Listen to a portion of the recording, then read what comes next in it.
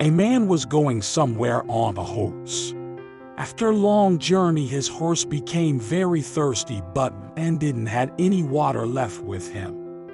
He started looking around. He saw that at a faraway well, a farmer was watering his fields using rahat.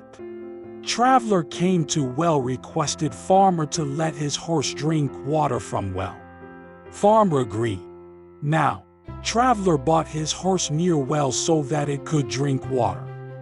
But as soon as the horse tried to drink water by bowing down, it would retreat, fearing the sound of rahat. Horse would again go ahead and try to drink water, but then again it would move away, fearing the sound of rahat. Traveler kept watching this for a few moments, then he asked farmer to stop his oxen for a while so that the sound of rattling stops and horse could drink water.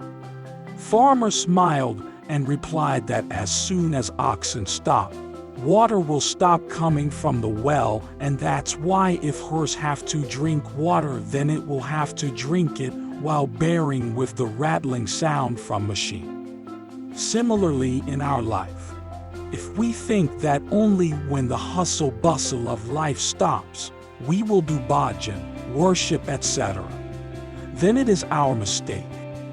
We have to take time out of this hustle of life. Only then we will be able to satisfy our mind by remembering God's name.